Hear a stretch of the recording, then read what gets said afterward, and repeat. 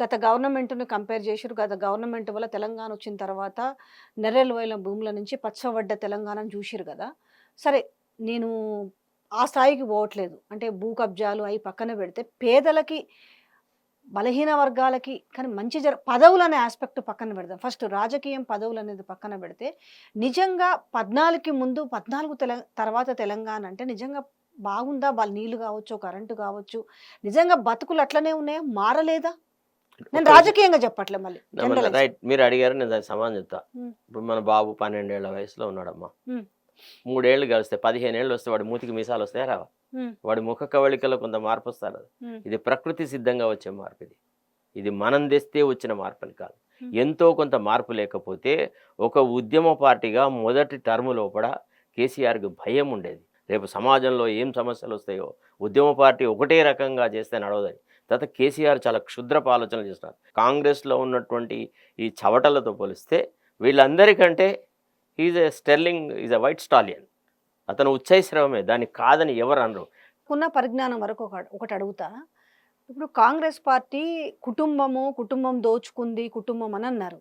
ఈ రోజున్న దేశంలో ఉన్న బీజేపీ పక్కన పెడితే కాంగ్రెస్ పార్టీ ఆ కుటుంబం చేతిలోనే ఉంది కదా.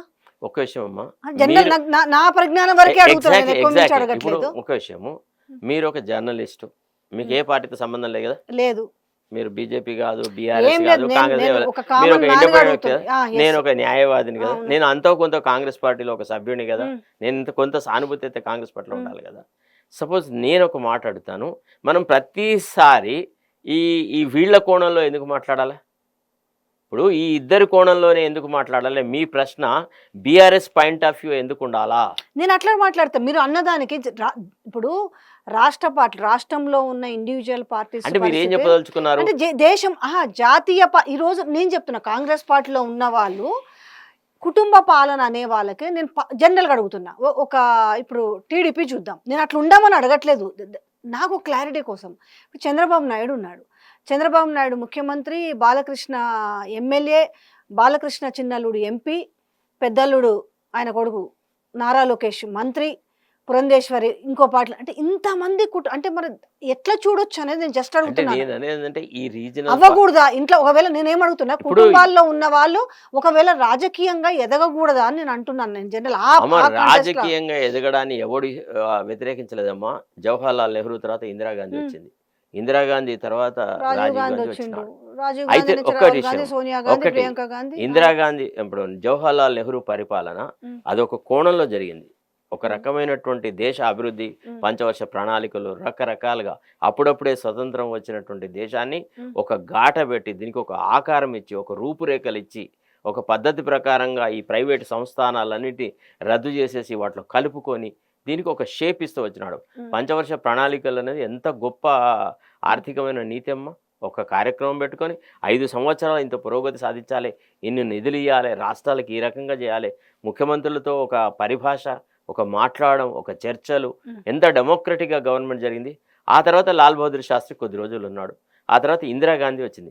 ఇందిరాగాంధీ పరిపాలనలో ఒక్క ఎమర్జెన్సీ తప్ప మీరు నాకు చూపెట్టండి ఒక సింగిల్ పాయింట్. కుటుంబాల్లో ఉన్న వ్యక్తులు వాడుకోవడానికి కుటుంబాలను పరిపాలన వేరు, దోపిడి వేరు. ప్లీజ్ మీరు ఇక్కడ ఒక విషయం గమనించాలి. మీరు అంటే ఇందిరాగాంధీనో లేకపోతే రాజీవ్ గాంధీనో ఈ రాష్ట్ర సంపదను దోచుకున్నారని చెప్పగలరా?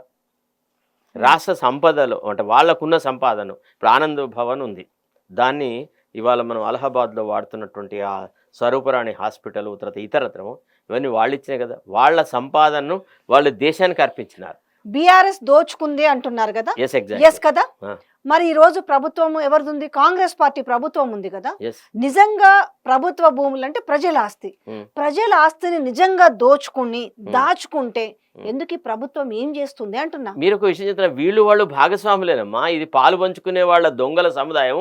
కొందరు ఇటైనారు, కొందరు అటైనారు. మళ్ళీ రేపటి రోజున ముఖ్యమంత్రి ఉన్నాడు కదా, ముఖ్యమంత్రి కుటుంబం ఏం చేస్తుంది? ఈ రోజు ముఖ్యమంత్రి బ్రదర్స్ ఏం చేస్తున్నారు? మీరు ఆ ప్రశ్న ఎందుకు వేయరు?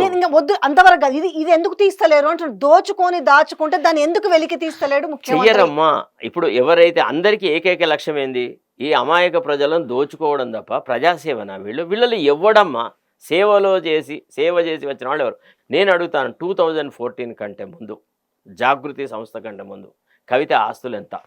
నేను మీ ద్వారా నేను రిక్వెస్ట్ అదే చేస్తున్నా, చెప్తున్నా. ఎప్పుడన్నా ఒకసారి కవిత ఇంటికి ఒక హోమ్ టూర్ చేద్దామా?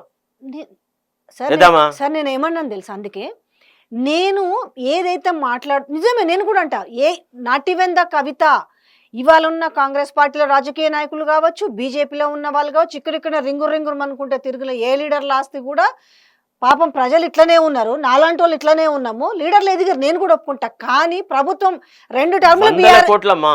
ఇప్పుడు సార్ మనకు ఊర్లలో పల్లెటూళ్ళలో ఒక నానుడు ఉంటుంది, దంచేవాడు బుక్కుతాడు అని. వీడు దంచుకుంటూ బుక్కితే మనకు అభ్యంతరం లేదు, వీడు జోలు కట్టుకొని పోతున్నందుకు మన భయం. నేనేమంటున్నా, ఇది ఇప్పుడు ప్రభుత్వం ఉంది కదా, నేను ఏమంటున్నా, ముఖ్యమంత్రి ఈ రోజు తొడలు కొట్టి సవాల్ చేస్తున్నప్పుడు ఇప్పుడు మనము రాజకీయ వాళ్ళకంటే పెద్ద దొంగ ఇతనమ్మా, మీరు చాలా పొరపాటు పడుతున్నారు. వాళ్ళకన్నా కనీసం కొంత ఉద్యమ చరిత్ర ఉంది, ప్రజలతో ముడిపడి ఉన్న వాళ్ళు ఉన్నారు, వాళ్ళలో ఎంతో కొంత భయం ఉన్నది. ఎందుకంటే వాళ్ళ కులపోళ్ళకి అంత మెజారిటీ లేదు, గుప్పెడు మంది దొరలు, వాళ్ళు ఏం చేయగలరు? దోచుకుంటే గవర్నమెంట్ ఇస్తే లాగుతది అనే భయాన్న క్రియేట్ చేయలేని పరిస్థితి ఉంటే ఎట్లా? ఒక విషయం విన్నారా లేదా?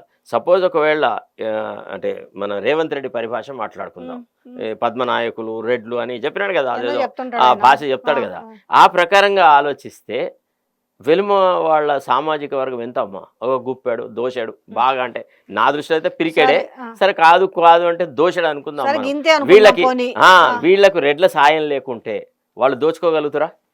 రెడ్లు ఎమ్మెల్యేలు ఎవరైతే ఉన్నారో ఆనాడు కనుక ఎదురు తిరిగి nothing what is this nonsense, మీరే దోచుకుంటున్నారు అని అంటే వాళ్ళు ఏలగదా? లేదు, వాళ్ళు ఏం చేసినారు, ఆ దోచుకోవడం లోపల కొంతమంది రెడ్లతోని పంచుకొని ఆ రకంగా అరే మనం ఇద్దరం కలిసి దోచుకుందామని ఆ పార్టీలో ఉన్నటువంటి రెడ్డి నాయకులు, ఆ పార్టీలో ఉన్నటువంటి దొరలు ఎంత దోచుకోవాలంత దోచుకున్నారు.